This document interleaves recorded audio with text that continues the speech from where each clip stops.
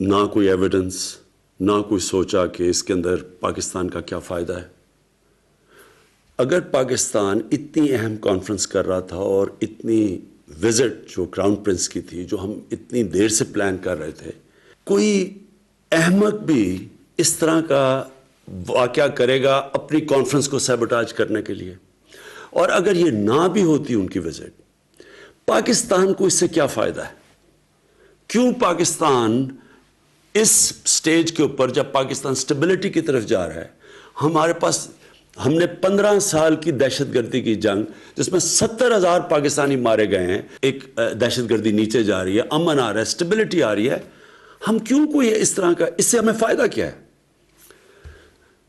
اور میں یہ بھی سوال پوچھنا چاہتا ہوں ہندوستان کی گورنمنٹ سے کہ اگر آپ نے ماضی کے اندر ہی پھنسے رہنا ہے اور ہر باری کسی قسم کا کوئی کشمیر میں سانیہ ہو آپ نے پاکستان کو ذمہ دار ٹھہرا دینا ہے، تو بجائے یہ کہ آپ کشمیر کا مسئلہ اس کی طرف کوئی ڈائلاگ شروع کریں، کوئی آگے بڑھے، یہ تو بار بار پاکستان کو ایک وپنگ بوائے بنائے رکھیں گے آپ۔ میں آپ کو واضح طور پہ کہہ رہا ہوں کہ یہ نیا پاکستان ہے، یہ نئی مائنڈ سیٹ ہے، نئی سوچ ہے۔ ہم یہ سمجھتے ہیں کہ ہمارے انٹرسٹ میں ہے کہ نہ ہماری زمین سے کوئی جا کے باہر دہشت گردی کرے اور نہ باہر سے آگے کوئی پاکستان میں دہشت گردی کرے۔ ہم سٹیبلٹی چاہتے ہیں۔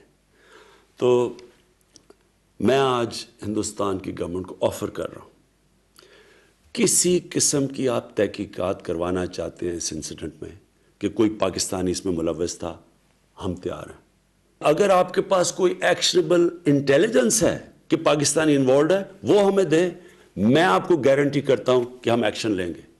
اور ایکشن اس لیے نہیں لیں گے کہ ہمیں کسی کے پریشر ہے، ایکشن اس لیے لیں گے کہ یہ پاکستان سے دشمنی کر رہے ہیں۔ اگر کوئی پاکستان کی زمین استعمال کر رہا ہے، ہمارے سے یہ دشمنی ہے، یہ ہمارے انٹرسٹ کے خلاف ہے۔ اور دوسری چیز، جب بھی ہندوستان سے ہم ڈائلاگ کی بات کرتے ہیں، ہندوستان کی پری کنڈیشن ہوتی ہے کہ پہلے دہشت گردی کی بات کی جائے۔ میں آپ کو یہ کہتا ہوں کہ ہم دہشت گردی کی بھی بات کرنے کے لیے تیار ہیں۔ دہشت گردی ایک سارے خطے کا ایشو ہے اور ہم بالکل تیار ہیں، کیونککہ ہم چاہتے ہیں کہ اس خطے میں دہشت گردی ختم ہو۔ پاکستان وہ ملک ہے جس کو سب سے زیادہ دہشت گردی سے نقصان ہوا ہے۔ 70,000 پاکستانی مارے گئے ہیں دہشت گردی میں۔ ہمارا $100 ارب سے زیادہ نقصان ہوا ہے دہشت گردی سے، لہٰذا ہم تیار ہیں آپ سے بات کرنے کے لیے۔ لیکن میں آپ سے آخر میں 2 چیزیں کہنا چاہتا ہوں۔ دیکھیں، ہندوستان میں ایک نئی سوچ آنی چاہیے، ایک انٹروسپیکشن آنی چاہیے کہ کیا وجہ ہے کشمیر کے نوجوان اس انتہا پہ پہنچ چکے ہیں جو وہ موت کا ان کا خوف ہی اتر گیا ہے۔ کوئی تو وجہ ہوگی۔ کیا آپ سمجھتے ہیں کہ یہ ون ڈائمینشنل آپریشن، ظلم کرنا، ملٹری کے ذریعے مسئلہ حل کرنا، کیا یہ اگر آج تک کامیاب نہیں ہو تو آگے کامیاب ہو جائے گا؟